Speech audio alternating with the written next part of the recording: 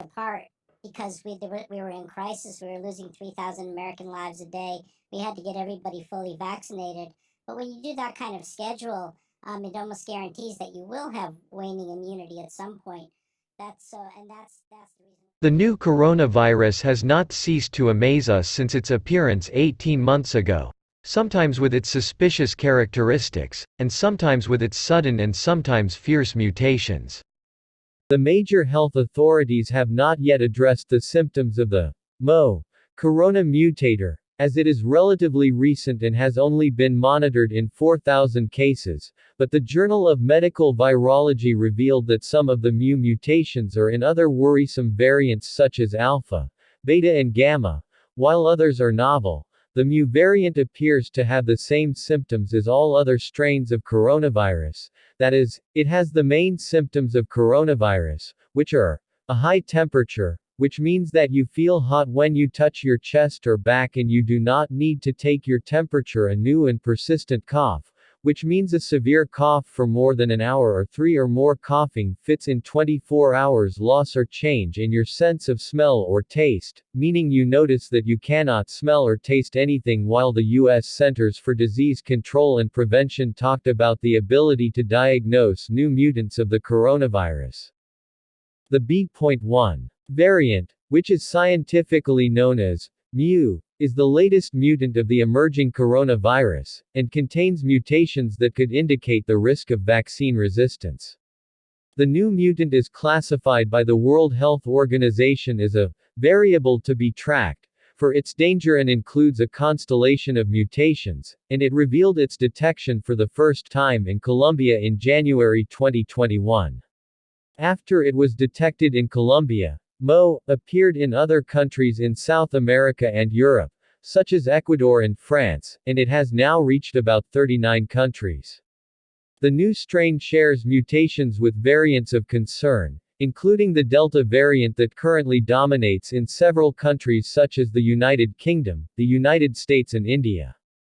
According to the weekly epidemiological bulletin, it is closely monitoring a new type of coronavirus mu, as it presents mutations capable of causing immune escape, that is, resistance to vaccines. Although the global prevalence of mu variant among serial cases has decreased and is currently less than 0.1%, its prevalence has increased in Colombia 39% and Ecuador 13%, according to WHO. Currently, the WHO is further evaluating the variant to ascertain how it works and whether it warrants reclassification as a variable of concern. As for the reason for calling it Mo, the World Health Organization decided to name the variants that should be followed or the interest in using the letters of the Greek alphabet, to avoid any stigma for a particular country and to facilitate the pronunciation of the names for the common people. To give the third immunization. And I think the other thing that we need to do, Jake, is reframe this a little bit. We keep on talking about it as a booster, whereas I've thought all along this is a 3-dose vaccine, and it was a 3-dose vaccine because the way we had to give those first 2 immunizations, bang, bang, right in a row, just 3 to 4 weeks apart, because we were in crisis. We were losing 3,000 American lives a day. We had to get everybody fully vaccinated. But when you do that kind of schedule, it almost guarantees that you will have waning immunity at some point. That's the reason why it became a 3-dose vaccine. The other piece, though, is we haven't seen whether we're really seeing breakthrough hospitalizations yet. We are seeing a lot of breakthrough infections.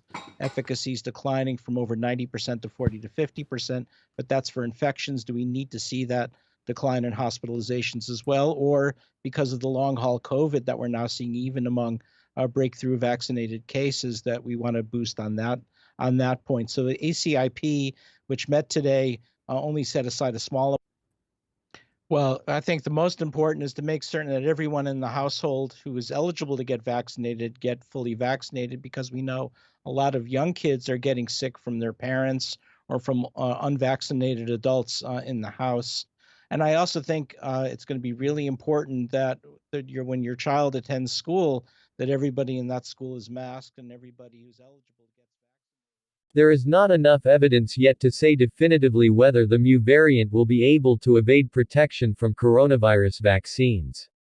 The laboratory study conducted by experts in Rome tested the efficacy of the Pfizer vaccine against Mo, and found that, despite the numerous mutations in the spinal protein, the vaccine succeeded in neutralizing the virus, but with a lower ability than other variants of the corona mutant. A study published in The Lancet Infectious Diseases on August 13, 2021 revealed that the Mu variant had 2 cases of potentially escaped vaccine. In general, the virus's mutations are natural and indicate that it learns to adapt to changes presented to it, and affects its transmissibility, severity, and resistance it shows to vaccines. Most COVID-19 vaccines target what's known as the virus's spike protein, which it uses to enter our cells. Vaccines expose our bodies to a part of the virus, usually a spike protein, so our immune system can learn to fight off the virus if it encounters it. But if a variant has significant changes in the spike protein, it could reduce the effectiveness of our vaccines. This was confirmed by the World Health Organization, and said that preliminary evidence indicates that the Mu variant can partially evade the antibodies we get from vaccination. But because this data is from my lab studies, we can't be sure how the variant actually appears in the community, so we need more research to confirm its behavior in humans, according to the organization. There are currently very few studies looking at the Mu variant, since research on it is still in its early stages, so it is too early to know if the strain is more likely to be passed on to children or more severe for them than other variants. But because some Mu mutations are present in other variants, it is expected to affect children in the same way. Recently, dozens of countries revealed a higher rate of infection of children with the coronavirus, as a result of its fiercest variables, on top of which is Delta. Recent studies have also revealed that many children have been infected with what is known as long-term COVID, and called for reducing the age of vaccination for children to 12 years or less, to protect them from the disturbing changes of the virus. In the United States, more than 200,000 children contracted COVID-19 in 1 week. The American Academy of Pediatrics urged parents to vaccinate their children over the age of 12, especially before they start school in the country. In light of the successive mutations of the virus, the commitment of children to strict precautionary measures is the most important weapon in avoiding catching viral infection, especially wearing a mask, maintaining social distancing and paying attention to hygiene. هناك 3 سلالات جديدة كبيرة للفيروس حدثت نتيجة طفرات متعددة شملت عدة أجزاء من الفيروس بما فيها بروتين الشوكة. السلالة الأولى هي السلالة البريطانية والتي تبين أنها تنتقل بسرعة أكبر بين شخص وآخر ويعتقد أنها أشد إمراضية ولكن ما زال اللقاح فعال تجاهها. السلالة الثانية هي السلالة من جنوب أفريقيا والتي لا يبدو أنها تؤدي إلى زيادة في شدة المرض وإنما هذه السلالة أو هذا التغيير يستهدف مناطق حساسة في بروتين الشوكة مما يجعل اللقاح أقل فعالية والعلاجات التي تتضمن أضداد وحيدة السلالة أقل تأثيراً.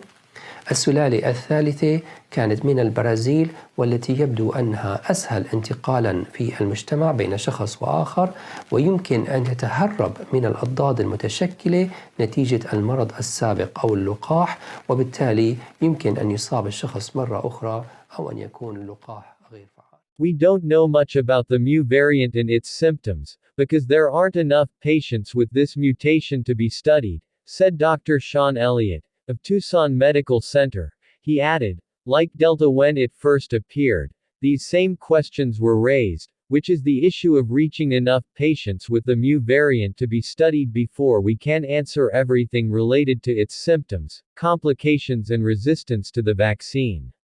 We now review the opinion of the most controversial man in the world. His opinion on the coronavirus and its expiration date. We now review the opinion of the most controversial man in the world. His opinion on the coronavirus and its expiration date. Bill Gates. Partly because of the ACT-A efforts, partly because of U.S. R&D money, we have the vaccines, and we can see the the end will come for this pandemic. Some of the rich countries, including the US and the UK, even this summer, will get to high vaccination levels, and that'll free up so that we're getting vaccines out to the entire world in late 2021 and through 2022. And so we won't have eradicated this disease, but we'll be able to bring it down to very small numbers. Do not forget to by support the the end of channel by 2020. liking and activating the bell, and do not forget to join us.